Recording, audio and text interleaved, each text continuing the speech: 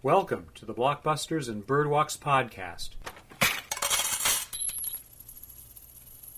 I am the curator, Garrett Chaffin-Quiray. Today we have a conversation with a friend, Ed Rosa. That's me. Hi. My filmmaking partner and I have a YouTube channel, Toothless Richard Productions, where you can see a number of our short films.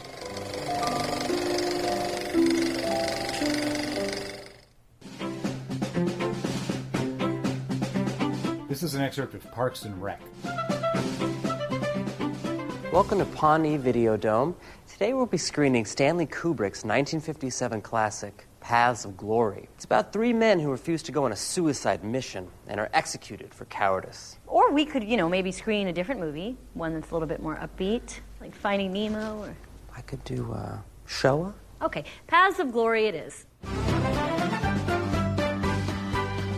My grandpa is a Methodist minister, and I point that out because as a child, I was an infrequent but regular visitor to the various parishes where he was the guy in charge. At one of these places, and this was in Long Beach, California, there was a woman who would generally sit in a pew in the middle of the room, and often we would occupy one nearby. She was notable both because she was old, like all of the many people who were in his church, but she also muttered a lot. She also moved a lot. She seemed to have a lot of unusual physical activities. I found it uncomfortable to be near her, but gradually I learned some things about her.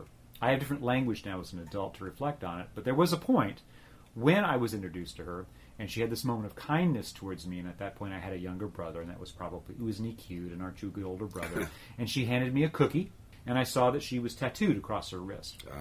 I didn't know what that meant, so I thought, okay, she makes me feel uncomfortable because her behavior is atypical. I would now call that probably some form of trauma or neuroatypical behavior, emotional this or that. It could be the tremors of Parkinson's. There's lots of things that could attach when you meet somebody who's deep into their whatever decade she was in.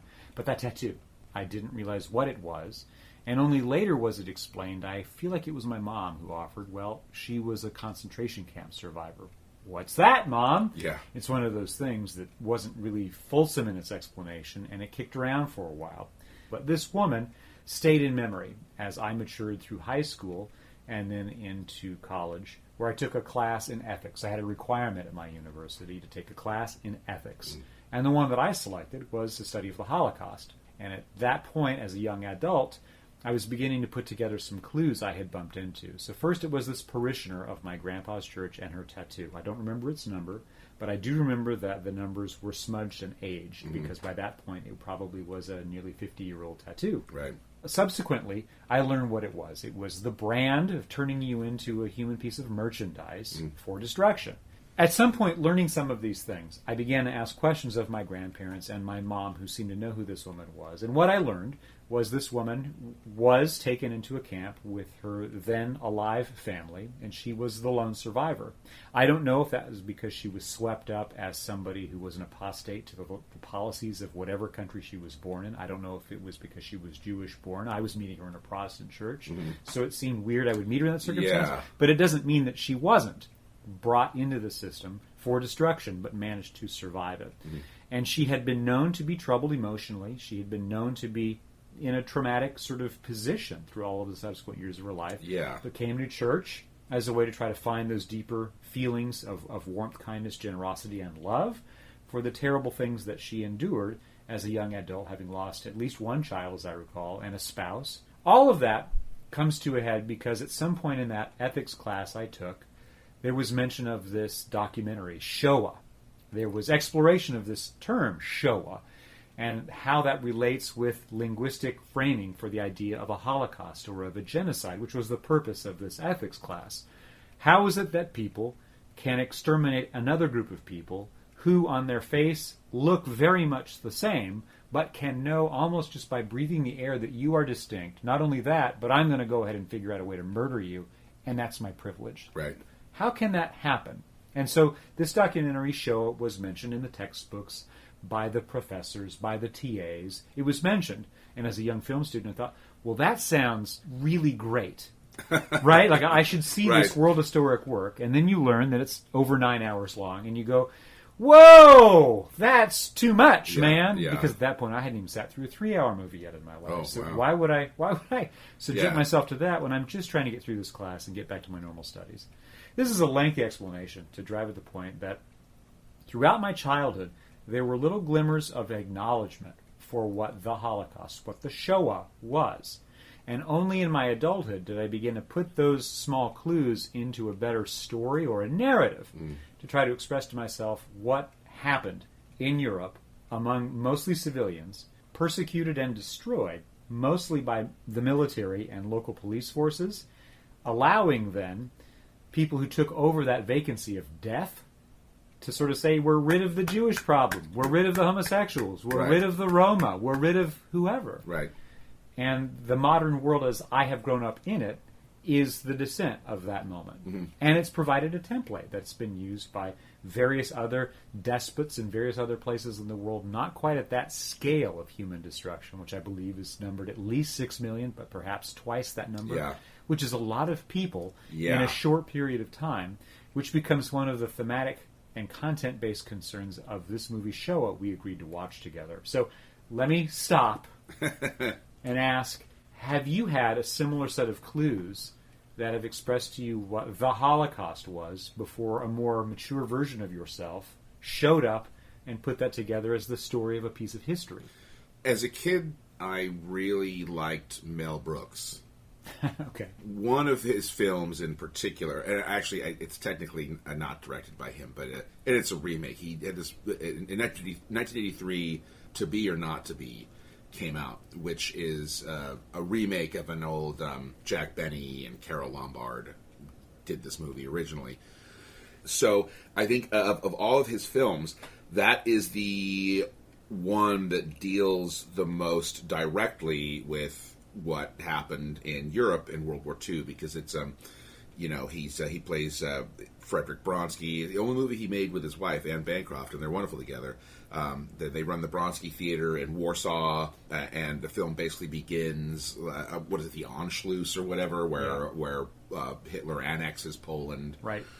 Well, so we don't really deal with like concentration camps or any of that, but certainly we deal with the Nazis wanting to round up both Jews and homosexuals, starting with making them wear the stars and the triangles, and then wanting to take them to the camps. And of course, it's played for laughs, but not completely. I mean, so as a kid, I became aware of the Holocaust kind of through Mel Brooks. And then later on, there's a couple of Twilight Zone episodes. I also loved the Twilight Zone as a kid. There's this one in particular from the third season called Death's Head Revisited, where this guy who actually was a guard at one of the camps goes back to visit and sort of, relive his glory days, where he becomes sort of harassed by some of the ghosts of the people whose death he was responsible for. As I get older, I learn more and more. I'm being a history fan, sort of trying to increase my knowledge. I became more and more aware of the significance of it, and the depth and the scope of it. Right. People's feelings about it. Also, like how there's a ton of people who don't believe it ever happened today. Well, thinking back now that you're opening up the pop cultural set of references, another pivotal understanding, and this would have overlapped approximately with the time when I was meeting this older woman at my grandpa's church. There was the movie Sophie's Choice, which helped make Meryl Streep not just a marquee star, but demonstrate, this woman really has the thing. Yeah, she's a pretty formidable talent. Right. That's really where the world became fully aware of it. And that had been established by the late 70s, but she just cements the reputation, which she's never forgiven since. Never given up since. Right. Another thing about becoming an adult is I began reading, not just watching documentaries or fiction accounts Right. or listening to radio interviews or seeing people on TV talk about this or that. And some of the reading that I have grazed upon has been written by Jewish American writers, especially folks who were born in the early part of the 20th century, many of them the children of immigrants or immigrants themselves who were lucky enough to grow up in the American circumstance, protected from that piece of the war, but many of them reflecting on they had family members who did not get that protection, who did not survive it, and how they've embroidered characters they've written into their novels, making them globally famous as important writers of our time, reflecting that sense of loss. So that's something that crops up. A concrete thing, though, that I remember coming out of that ethics class I took was how very quickly the problem of executing the Holocaust from the position of the German leadership had a couple of different very practical problems. One was, how do you put a lasso around this huge number of people from disparate countries, spread hundreds, even thousands of miles apart, who don't share common cultural traditions, even though you've marked them as being outside the preferred class as Jews, one way or the other. So finding everybody, transporting everybody, containing everybody, murdering everybody. And here was the thing that the ethics class taught me, which is reflected in this documentary, Shoah, as well. How do you cover it up? Right. Because you know that it's shameful, you know that it's unpleasant, but you really don't want this to be the publicity thing that you, the new Nazi regime, are known for, right. Even though it's understood, it's implicit.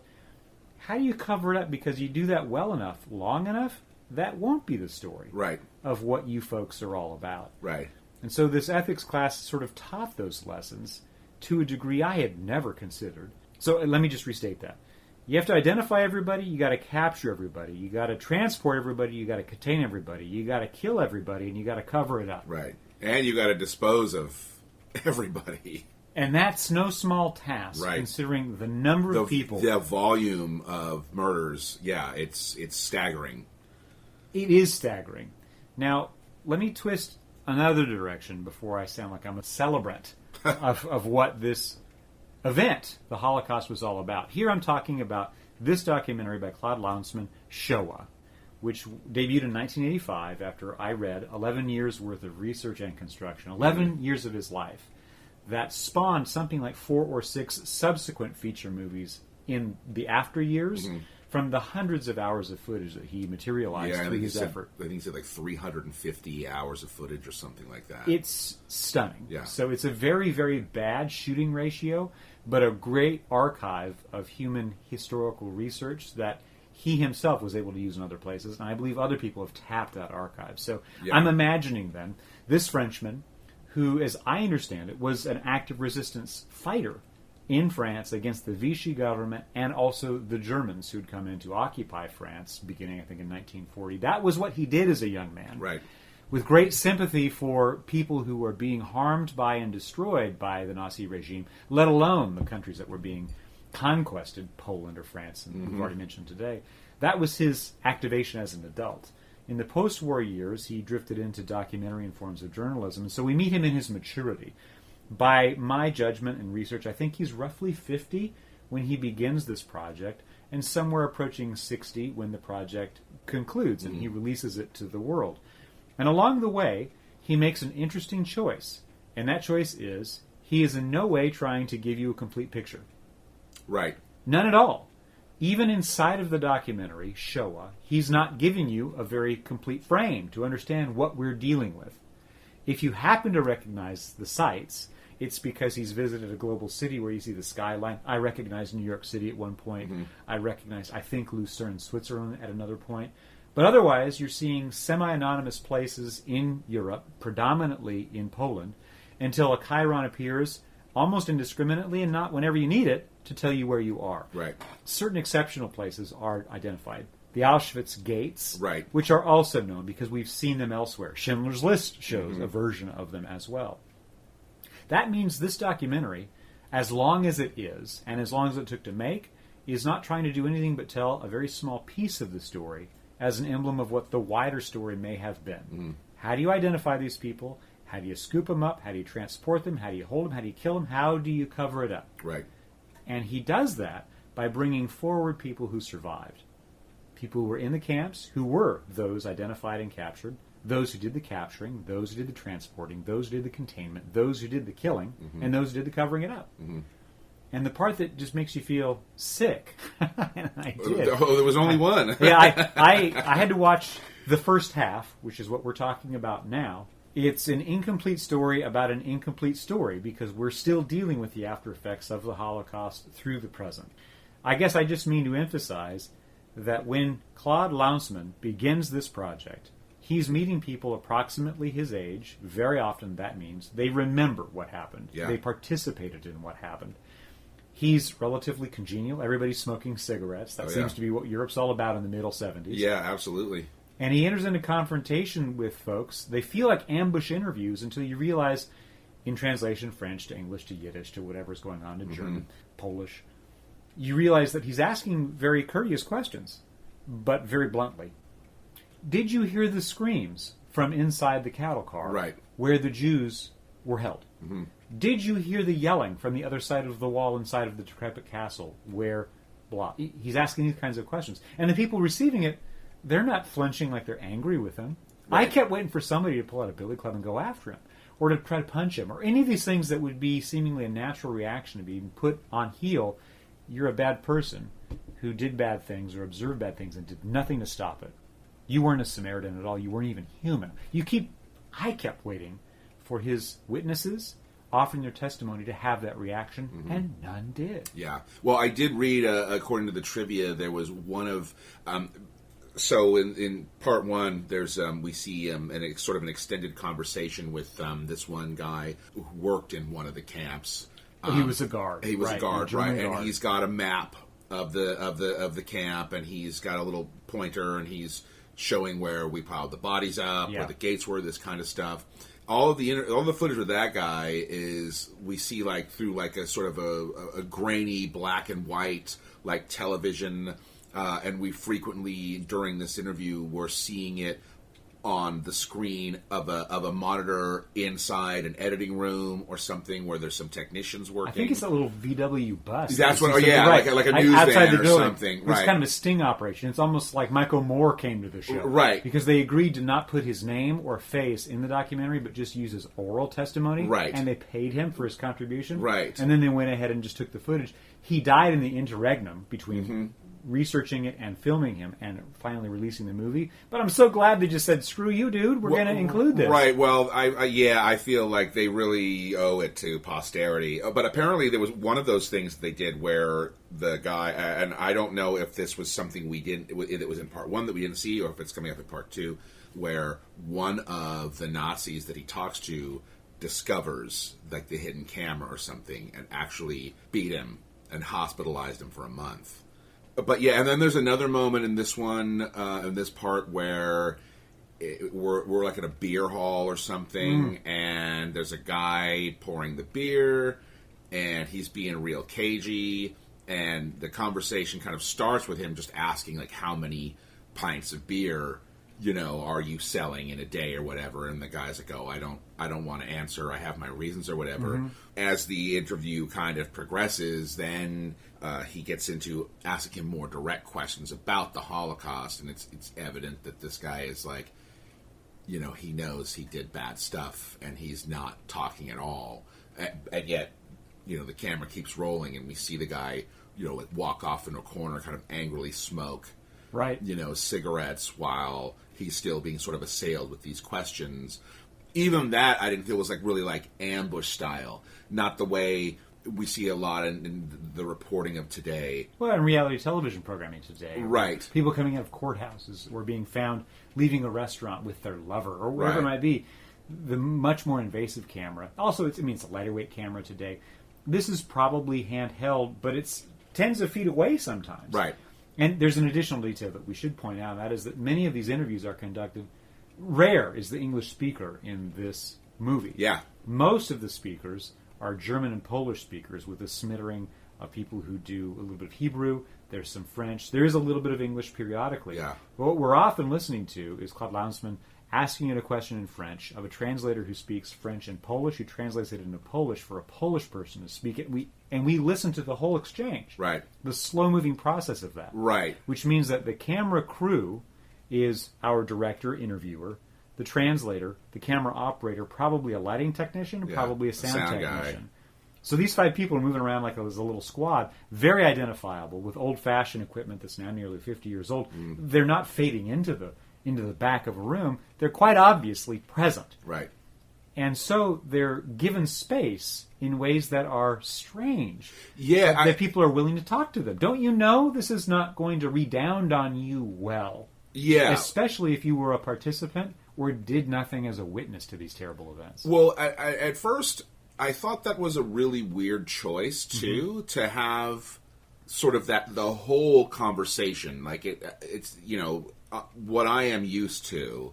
We wouldn't hear the French to the translator, to the Polish, to the subject, to the Polish back to the translator, to the French back to the director. And at first I was like, well, no wonder this movie is 9.5 hours. It takes a while for that circuit. Right. But as you kind of, sort of sink into this and you get into the space with it, I felt like it actually was kind of a valuable way to sort of have these interviews in the film, because if you're a native speaker of any of those languages, you might get more out of it. Like, because I'm wondering, what is lost in translation here?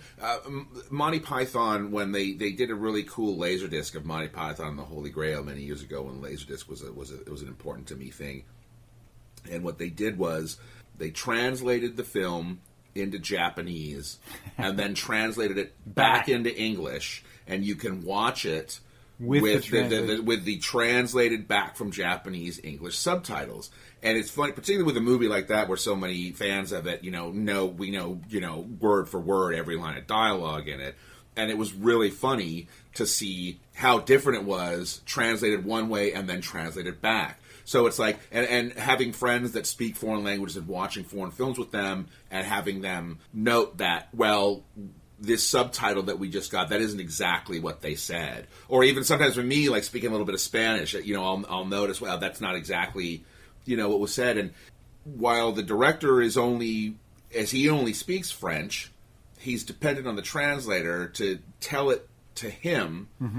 But there's value for posterity in having the full conversation, because there might be things in there that don't exactly translate properly, but that will be valuable. I'm glad that you raised this point, because as I watched it, and like you, had to sink into the way to unravel, interpret, and in scare quotes, right, enjoy this movie. Because it teaches you how to submit to a lengthy movie that is a documentary, yes, but it's not done like other documentaries. Right. It is distinct.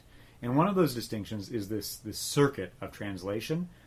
But also, many of the people who are offered up in this first half of the documentary, they object to the translation, or they make corrections to what they've just said. And we watch the corrections get spun out while it's happening. It's like they're aware. The word that you're using, or the word I offered you to translate, that's not quite the right word. It wasn't screaming so much as it was moaning, as an example. Like clarifying things to try to get a more accurate and complete explanation as best they can. And they're so earnest. Even the people who were involved in the Nazi regime, who were former guards, who were there to exterminate people, let alone villagers who saw trains pass, who had a limited capability of doing much to disrupt it because their lives were just nearby, but not directly involved. They're so earnestly willing to share what they can share. And some of those piles of details, they add up to something that's quite profound. When you hear farmers talk about how they were attempting to issue a warning to the Jews on the train with a throat-slashing move of their fingers, they were issuing that to warn them, that's what's waiting for you. Try to escape. But what we see them do is pretty bloodthirsty. As if, got you, you're going to die. Like they're gloating or something. And it's asking me to interpret, were they trying to issue a warning of preparation? Or were they just saying, we finally got the bad seed that's made our country poor, or has disrupted how things ought to... It's not... It's very ambiguous. And the piling up of those details from all of the many speakers through that chain of translation lays bare the difficulty of trying to explain what this is. So here's a really clutch issue of content and of form that this movie operates at, which is distinct from most other documentaries. It doesn't reenact anything.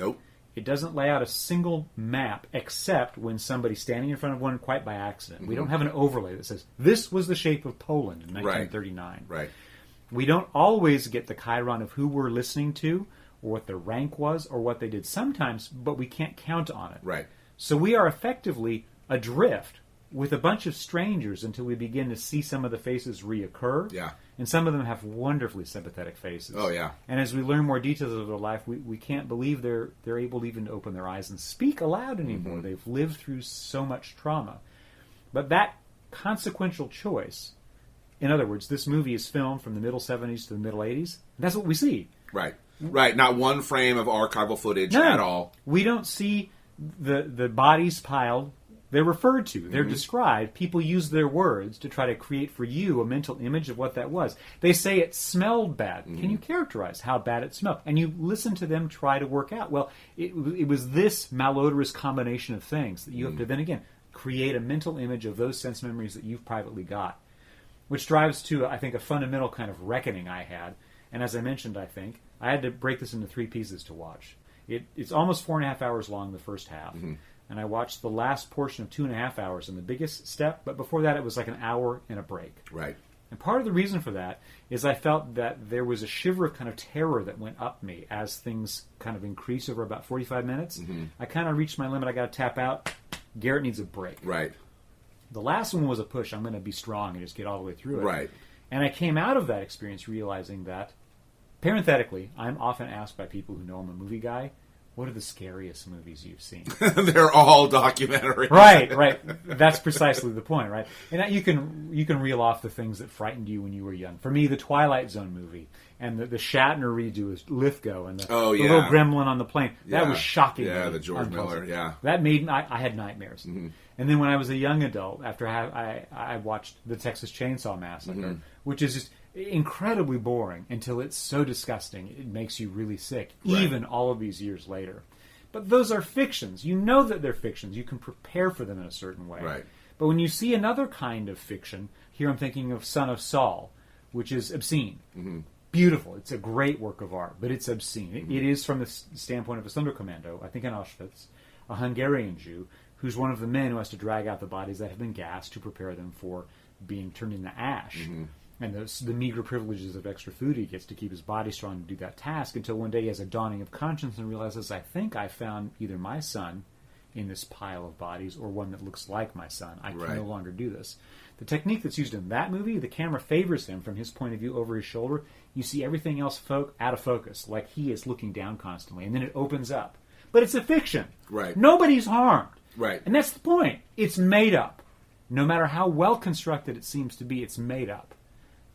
When I was sort of getting the shivers watching this movie, none of this is made up. Right. I accept this is all true. Yeah, this is all first-hand experience. Now, I know that some people would disagree, or some people would be like our dear friend Alex from A Clockwork Orange. They would be having fantasies about being one of the whipping masters of the SS, driving this train into the destruction of European Jewry.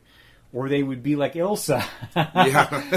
There would be those who look at this as a kind of a almost pornographically exciting explanation of an ideal fantasy. Well, yeah, like the Night Porter. I mean, totally, you know, and it's like, I guess that's kind of a natural thing to have. Maybe that's even a defense mechanism, because rather than confront the ghastly horror of what really happened, well, if my brain can spin this into some kind of fantasy thing, I'm not actually dealing with this. And that would miniaturize it, turning it into a small narrative that can be controlled beginning, middle, and an end, and like that.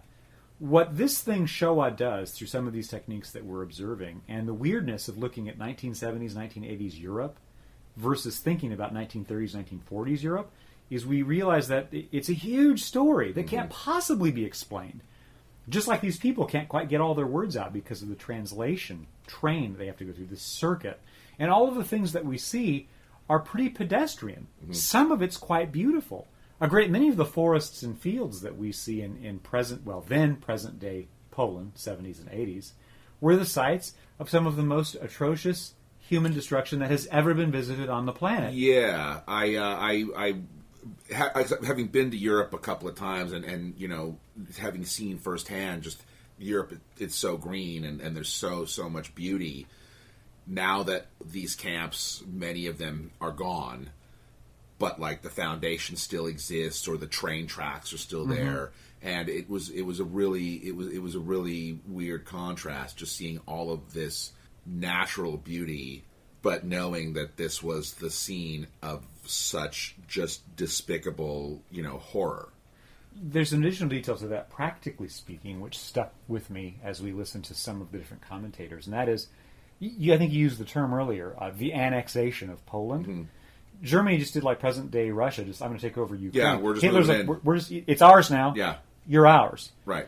And all of this criminal activity with the formation of the camps was done in the hinterland of an annexed or conquested site. Mm-hmm. They didn't do this just outside of Munich. Right. Even as fervent as like many, Nazi supporters would have been, like, I gotta believe on some level, like, in humanity, and I gotta think if they had just been out in the open about what was going on, they might not have had the kind of support that they had.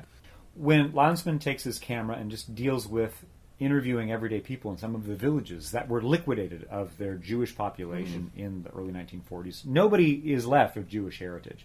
But these people would be in a nice home, and this is a very nice home you have. How long have you lived here? And this is wonderful woodwork. And and then suddenly you work your way back. These people have occupied the site for one generation, but 2 generations ago, it was a Jewish family that ran a business out of the ground floor, and all the millwork is marvelous because it was, blah, blah, blah, blah. You learn all of these things, and you learn that these people know all of these things.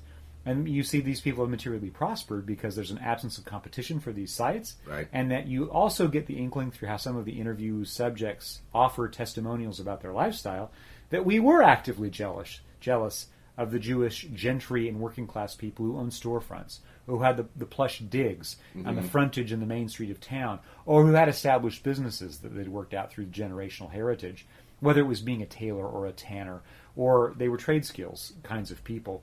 They had the better homes. And well, now they're not here, so now we have the better homes. Right.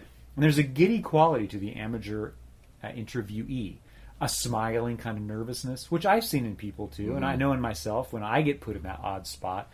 You're at a birthday party even, and somebody brings their iPhone by. You want any fun words from the guest of honor? And and you don't know, you can't compose you're yourself. Flustered, right? You look the fool. Yeah. That's how these people behave. Yeah. But it's chilling to hear their remarks because there was a deep-seated cultural dissatisfaction with the ethnic confrontation between different groups of people and Jewish people from that same national state, and the misunderstanding of who controlled things, of where wealth comes from. And while that wasn't so overt through all of the testimonials in Shoah, it's present. The age-old problem of those money lenders, never be one of those. Right. They're the Jewish, and they should be exterminated when we can finally get around to it. You sort of see these modern-day people in the 70s kind of basically enunciating that, saying, well, my life's better now than it was before the war. Do I regret that they're gone? Sure. I mean, that sounded painful. Well, yeah. It wasn't fun to listen to. Yeah. But I'm okay now. I'm better. Or even the one guy, when they ask him, he's sort of talking about how more or less benefited by, the removal of Jews from the area. Then he's like, well, I don't like what happened to them, which was kind of an interesting. It was kind of an interesting thing because the result is fine by me. I wish it hadn't happened because it was unpleasant. But the unpleasantness is now done. And I'm okay. I believe that it's everybody's right to not like somebody else, and that when you have humans, you're just not going to like everybody. That's just the way it is. There'll be, to varying degrees, there'll be some people you like, some people you love, some people you're indifferent to, some people you don't like, some people you really hate. Individually, I believe in people's freedom to hate other people. You know what I mean? Like, no, I understand. But you can't legislate the feeling you have, whether positive or negative. Right. But there's a difference between having those feelings and then creating a state apparatus that's going to behave in a certain way. And acting on it. Exactly. And so that's kind of where, really the divide is, because you really can't help how your brain works. Right. Right. And oftentimes, like my brain is like my own worst enemy, and a lot of times it starts thinking about things that I'm not trying to think about, but for some reason or another, bang, it's just in my head now. Yeah. And so it was interesting just seeing him talk to these people who are like, well, no, I don't believe what happened was right. But at the same time, like back then, we sort of had these issues with like the Jews in town. Then they add another layer, which comes up in some of the testimonials, is that the people who were saying we need to organize this set of trucks We need this light train. We got to fill it with those people, the ones that you don't like. But I have a machine gun. If you don't do it, I'm going to consider you one of them. Right. And I'm going to push you into that truck too. Right. So, like, what do you do? Either you let me do this task or contribute to it, get way out of the way. But I have the ability to put you down. Mm-hmm. And I'm willing to. And then there's a level to it that we haven't heard in the first half of Shoah, which I assume maybe is coming. And that is, those people with the guns, we do what we're told. Right. And we've been told, load that train. Anybody who resists, load them in the train or put them down. So you can't resist in the way that you and I might say, I'm going to go be angry about the new rates of water in town. I'm going to go to City Hall and hold up signs and honk my horn. I can do that. Right. But a police officer's not going to come out with an automatic weapon and say, listen, find your home, or I'm going to put you down. Right, right. That's the condition here. Right, right. And it's funny because... And you're in an annexed territory by a bigger power with a much bigger military that's been completely organized to make all of this happen. And you're a villager trying to get your cattle into the barn before winter hits. Exactly. And a soldier says, get out of my way. Or die. Yeah, that pressure is certainly in the testimonials as well. Right, and that sort of... There's no real gray area in, the evil that was committed. I have wrestled with myself. Again, it began with that ethics class way back in the day, and it's haunted me ever since. And it is that question of what is your duty, legally, morally, and ethically?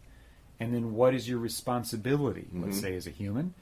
And if you are somebody involved in a very hierarchical organization, whether it's the police force, fire department, or the military, you don't have the individual privilege of being a responsible human being. Mm-hmm. You are a cog. That's your job. Right. And you've signed a contract to fulfill certain duties, irrespective of whether you like them or want to do them. Otherwise, the machinery of that military, that police force, that fire department, falls all to pieces and can't do what it's meant to do. You must comply, or you will be punished unto death even. That's possible. I get all of that. And then you think, well, I'm a systems man. I'm duty-bound. I like loyalty oaths. I like the way that I can be led around by my nose because there are rules, and I'll follow them. For instance, I don't turn right if the sign says, don't turn right. Yeah. I like rules. Right. And if I'm a rules-bound person, and many people in the police force, fire department, and the military are, and your higher-ups say, we've been told by our higher-ups to do this thing, yeah, it's unpleasant, hold your nose and do it. Mm-hmm. Well, okay, yeah. What is my put up or shut up? When is it that I stop? When is it that I drop my arms and say, I quit? I'm willing to die for this. Right. I don't know what mine is. Right.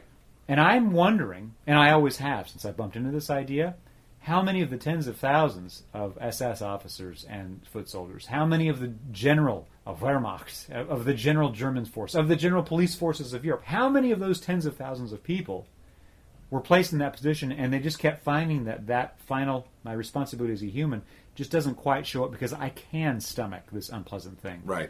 Because that does mean I don't have to go to jail or be punished, and that means I can feed my kids. Right. I can put fuel in my car.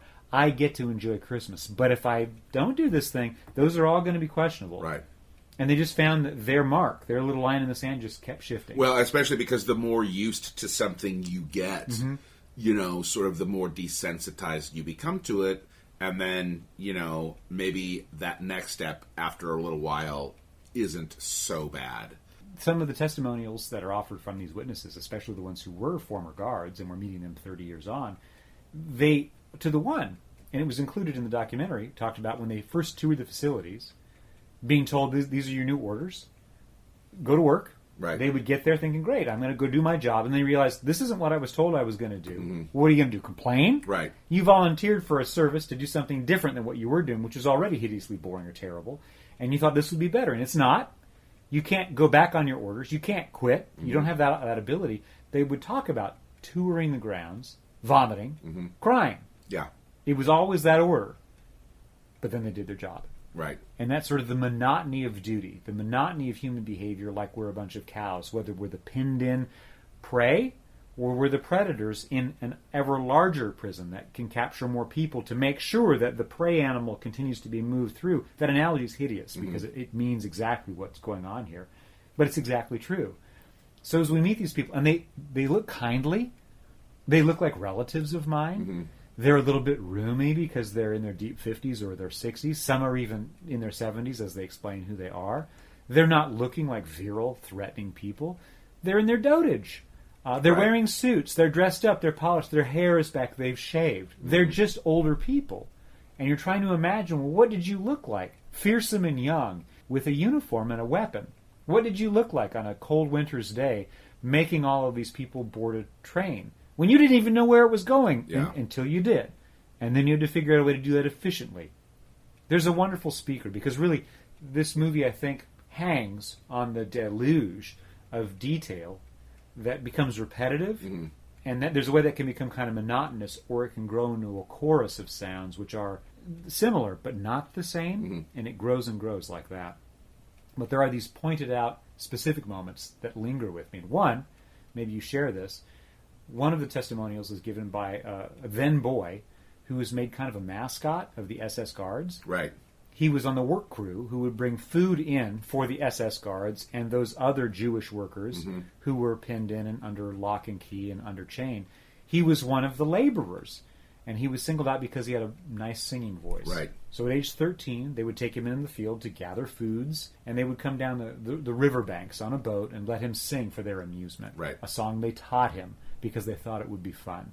Mały biały domek, me pamięci tkwi. Mały biały domek, ciągle mi się śni. They chiron it that he was one of two survivors of his particular camp. We meet him then, reenacting the idea of being on this boat and singing. Okna tego domku cudnie w słońcu lśnią, jakby się oczy przechodzili łzą. The Jews, they weren't just like herded in these camps and executed. I mean, that happened, but they also were made to work it. To build the camp that would eventually exterminate them. Right, or to, hey, go in there and drag these bodies out, or go in there and undress the corpses. Gather up their coins. Right. Clip their hair, take their glasses. There was one of the things that I actually do really like about Comic-Con here in San Diego is that every year there seems to be somebody or something that I get to see that I did not expect and is really kind of like tangentially related to, we're usually there to, comic books and TV shows and stuff like that. Right. This year in particular, there was a panel, Art of the Holocaust, the Tattoo. This guy, Ben Midler, I think his name is, was a legit, actual survivor of one of the camps. I never thought I'd be sitting right in front of like a Holocaust survivor at Comic-Con, of all places. And he was telling some of his stories. And part of the reason he was able to survive is because he had set his mind to this idea that I have to be reunited with my family, who he was totally separated from. And he worked harder than any of the other Jews in the camp. And he was able to stomach what he was doing because he was able to stay so laser focused on his goal that like each day I can survive is one more day that hopefully will bring me closer to, this goal.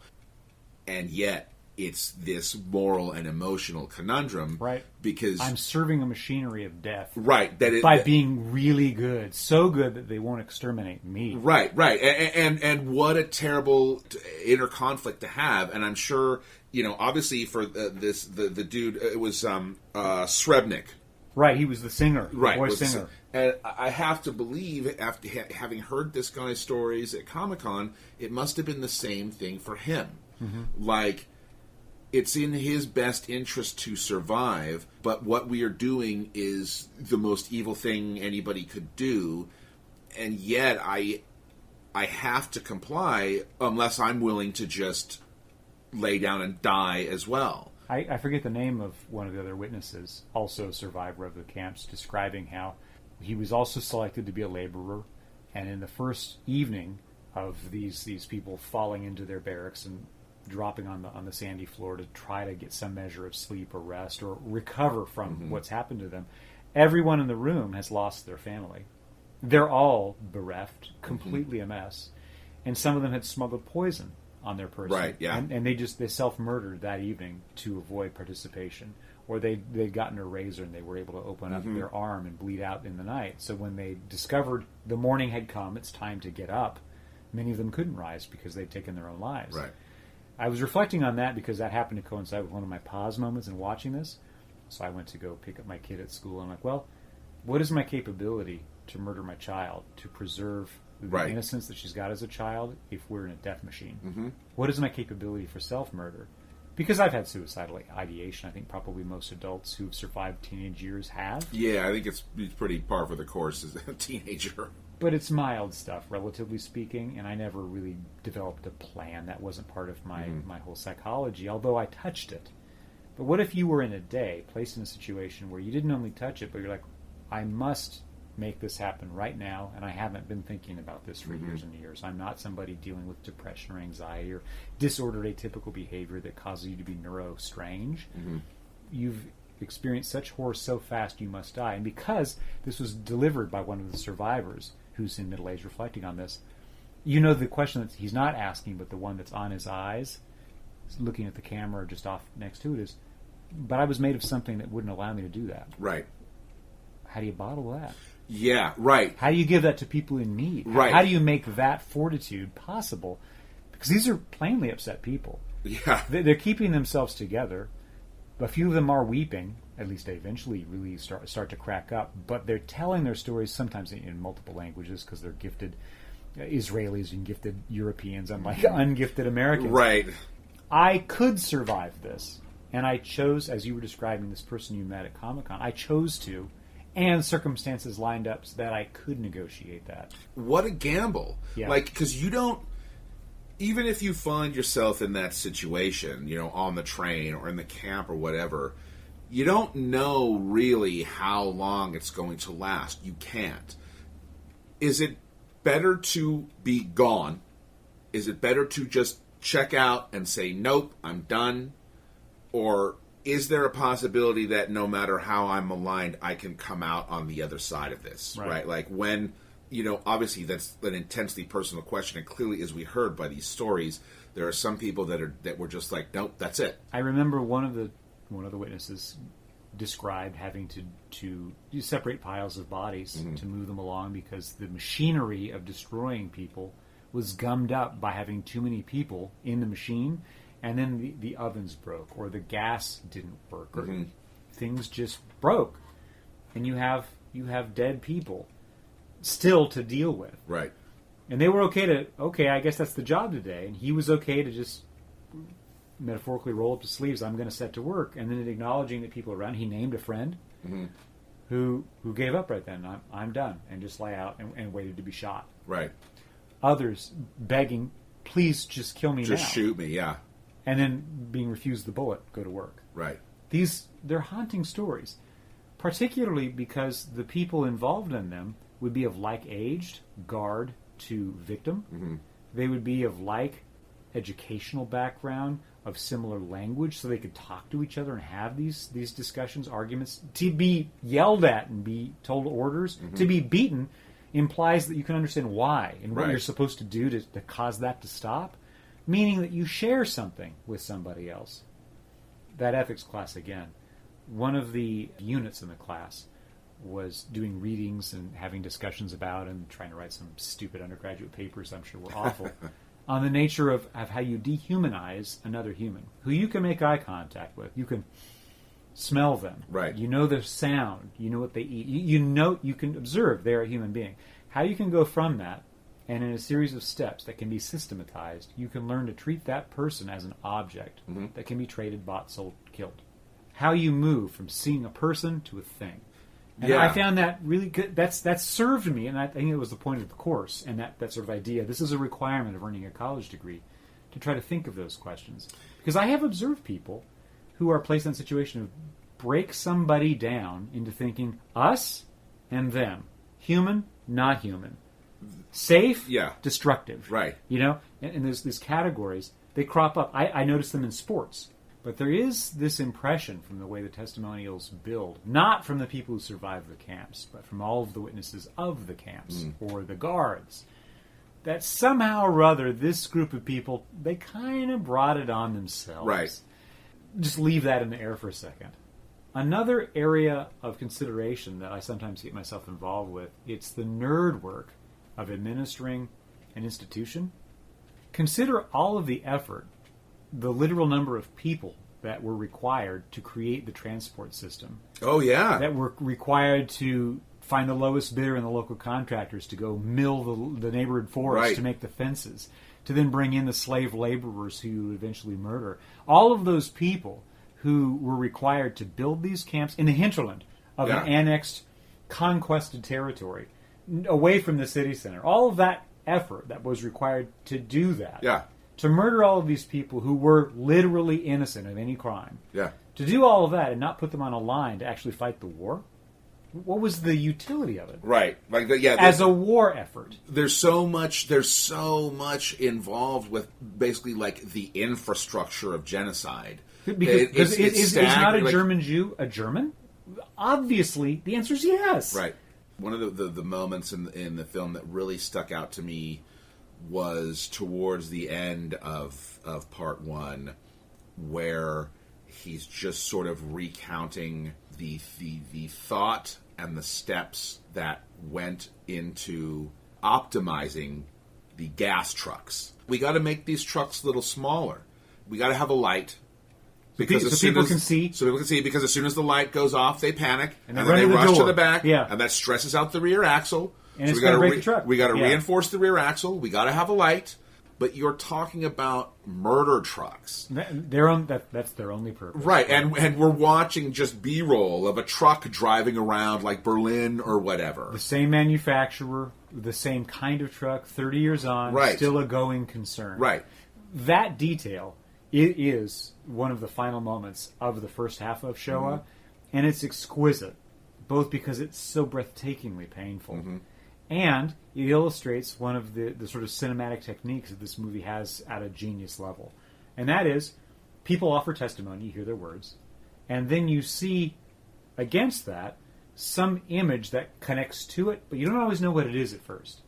Somebody will be talking about this path through the forest that led to this place. And while you're listening to, and in our case as English readers, reading the translated version on screen, we're watching a handheld camera walk through a forest. Oh, isn't this sweet? But then it opens up into a clearing and you realize, oh, this is where the camp would have been that we're now listening to. Right. That technique is what I think makes this movie extraordinary. They even emphasize the only thing permanent about these camps were the crematoria, the ovens. Stone, because they had high heat. Everything else was wood. It was meant to rot and go away. And that's what's happened. Right. So instead, you're just walking. Sometimes there are these rock pedestals to denote deaths, but very often it's just a pleasant walk in the woods. But what you're listening to is the mundanity of this genocidal practice. Right. That contrast is the language of this movie, and it takes a little while to work that out. You have to imagine this stuff, which, as we've determined from other kinds of horror techniques, that's much worse. Yeah. Suggest the monster's over there, and you'll make it worse because your monster is not my monster, but we both have monsters. Right. And it's very much the same thing. We never once cut to a portrait of Hitler. Nope. We don't ever see Himmler. We don't see somebody goose-stepping. We don't see the human skeletons trying to crawl out of a barracks. We see none of the stuff that we've otherwise learned about at the end of World War II. None of that's present. It's all from a distance. We hear very few coarse words. It's a mostly clean movie about some of the most unclean stuff you'll ever meet. So again, somebody asked me, what's the worst horror movie you've seen? Well, it's this. Yeah. I don't want to watch it ever again. Yeah. And I know that I've been putting off and being attracted to wanting to watch it for more than 30 years, partly because I feel like it's my own act of testimony to absorb this and try to then reflect it outward to people I may meet in time, to not require all of the hundreds of hours of effort I've put into reading or watching things. Please accept what I'm saying is true. It happened. And don't repeat it. One of the things that always strikes me, I'm not really interested in like being convinced, but revisionists who believe that this never happened, I'm curious, what is your evidence for this conclusion? Because I've seen nothing but evidence to suggest that this absolutely happened. And when I watch these people And so many of them, they're fine. And then as soon as they start telling their story, they lose it. Mm-hmm. That pain is so intense, 30, 40, 50, 60 years out, they can't even talk about it without having this intense emotional response to it. That's not fake. These aren't paid actors. Right. I would never in a million years doubt the veracity of this. I can see it in their face. You can't fake that. The best actors can't fake that. So I understand that making somebody or asking somebody to relive or revisit or recount like a trauma on this level isn't nice. So I never did ask my grandfather to tell me any of his stories from, fighting Hitler in World War II. He saw his friends blown to pieces, I'm sure.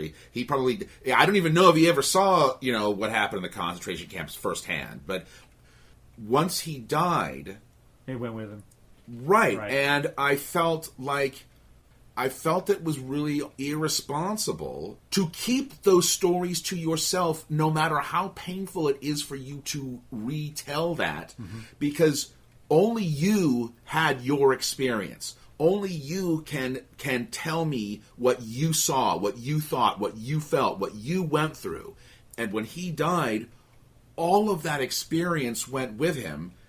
More to the point, posterity will never know. Mm-hmm. It's gone. And it's so important for humanity to have this kind of a record. Because absolutely, if not, there could be some young buck right now coming up in some place on planet Earth thinking, you know what, I'm really angry at a person with that tattoo who goes to that church who likes McDonald's.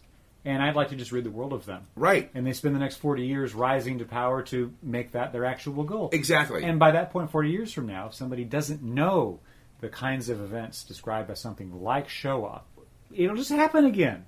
There's another contrast here, or a different approach to a documentary that's also much shorter and probably equally famous, and that's Alan Rene's Night and Fog. Which is only like 20 minutes long. Yeah. And that movie is almost equally split between mid-1950s views of the camps, as they looked then, 10 years later, and archival footage, where you see the piles of shaved hair and the piles of shoes. Right. You see the stuff that haunts nightmares.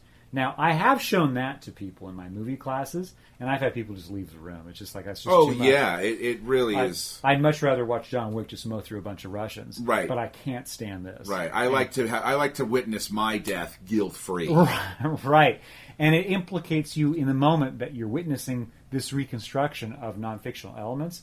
So that short piece was my frame of reference for sure when I sat down to this much, much longer one with a different set of purposes and a different goal, and a different timeline of when it was made. But both they hit really hard. Yeah, Rene doesn't talk to anybody. It's just his voice. Reciting things, often just reading ledgers of note-taking from the Nazi captors. Right, and then he does use the archival footage. Right. This is trying to put a more understandable point on something that we may just gloss over in the history books. He's trying to make it real. Let me apply that to Shoah and its technique, because form and content and memory are embroiled in how I unpack this movie. It's so long. It requires such patience, such duration to let these themes and ideas manifest. People had a lot of time to perfect this death mechanism. In other words, this was not a brief thing. It was not accidental, but it took a long time to get it honing and running as the proper machine that we think of when we say it was the Holocaust. It was a genocide. It was the Shoah. But there was a lot of false starts to get to that. And that's part of what I think this first half is discovering. The perfectibility of it all becomes this gruesome thing of trial and error. There's a speaker in this. He's a now-deceased professor, Raoul Hilberg. One cannot find a specific document, a specific plan, outline, or blueprint which states, now the Jews will be killed. Everything is left to inference from general words. Inference from? General wording. Mm-hmm. The very wording, final solution, or total solution, or territorial solution. leaves something to the bureaucrat that he must infer. He cannot read that document. One cannot even read Goering's famous letter to Heydrich at the end of July 1941, charging him in 2 paragraphs to proceed with the final solution, and taking that document aside, everything is clarified. Far from it. Far from it. Far from it. It was an authorization to invent. It was an authorization to begin something that was not as yet capable of being put into words.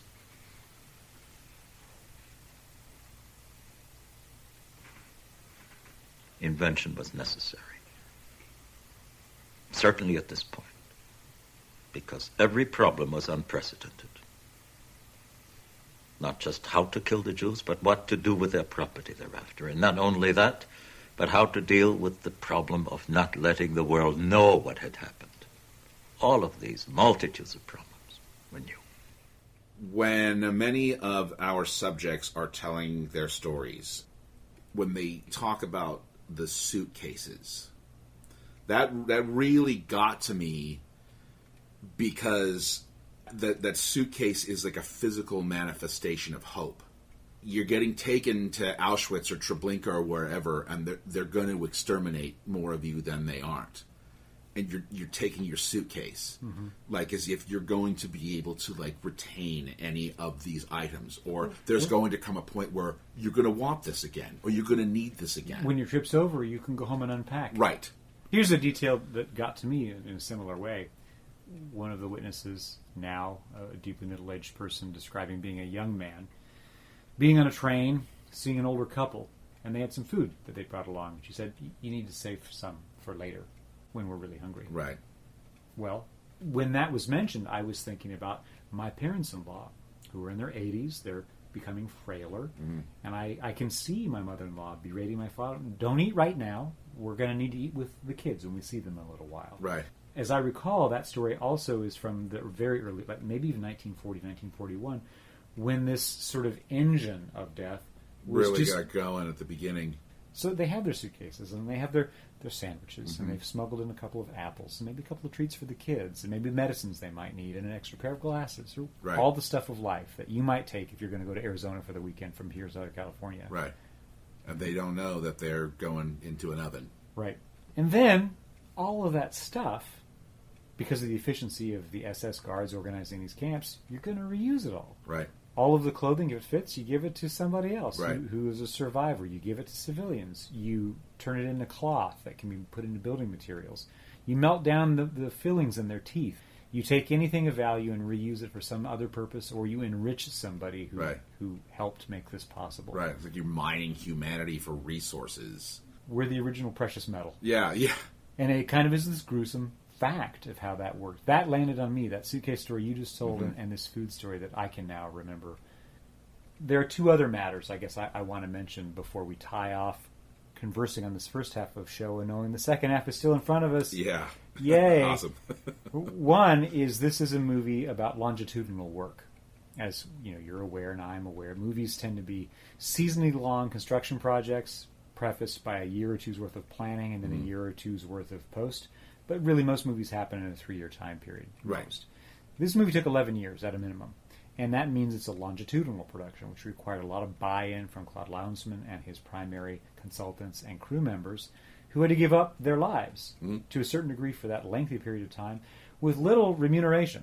It's a labor of devotional love to the human condition. I guess I would put it that way. I consider this movie the first half of what I presume to be one of the great works of cinematic art that exists. Yeah. But art has a lot of different modes, and this one is darker than most. On top of that, there are other movies of note that also have these longitudinal production backgrounds, and a few that I just want to mention to place in perspective how this one lands. I recently watched the Phil Tippett stop-motion animation movie Mad God, which is a fever dream of unpleasantness. Yeah. But he worked on it off and on for 30 years. Yeah, I felt guilty for not liking it more. Yeah. Because I know what a hell it was for him and what a struggle that they put this thing together. It's a perfectly unpleasant movie. Yeah. I'm glad I've seen it. And I bought a copy because I want to tip my hat to what I believe is a great labor of love and devotion for something I don't, in the end, like very much. Yeah.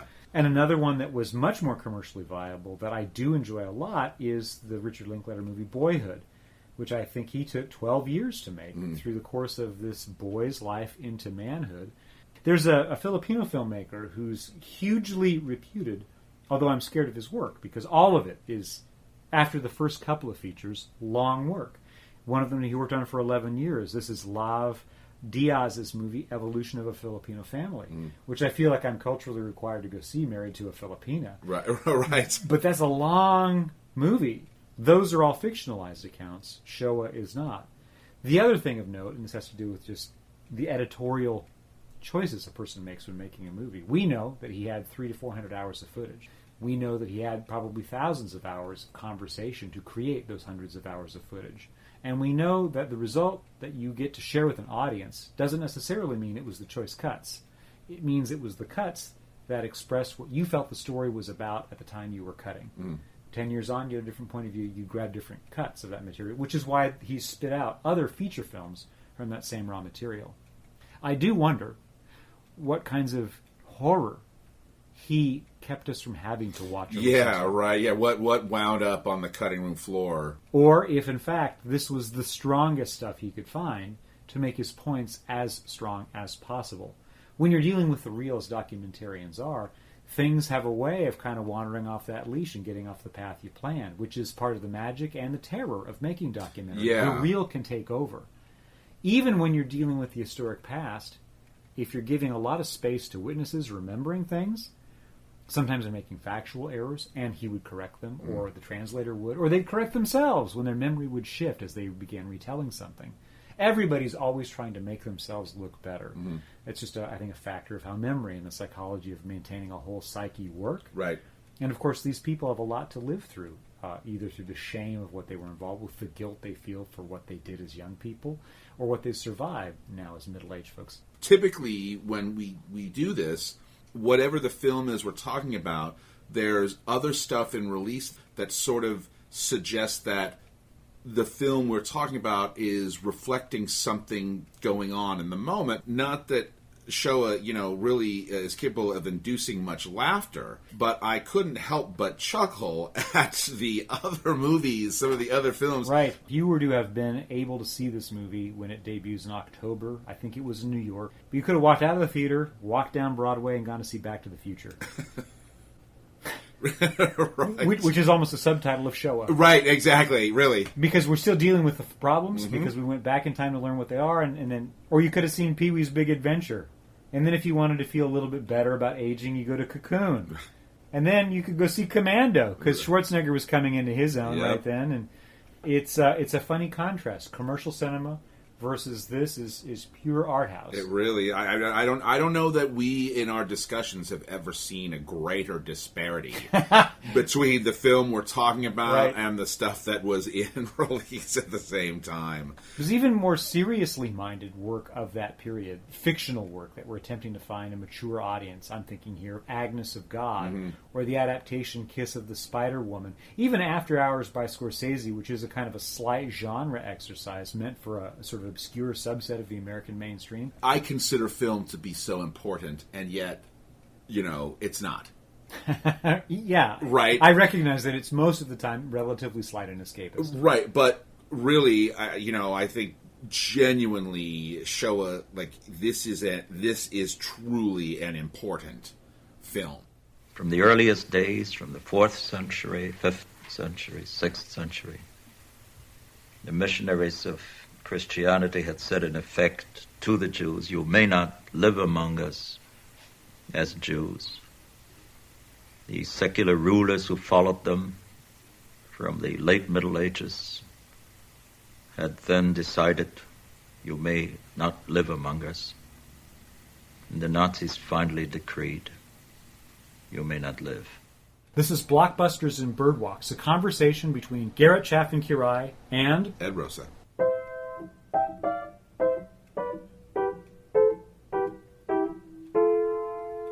Boop boopity doo.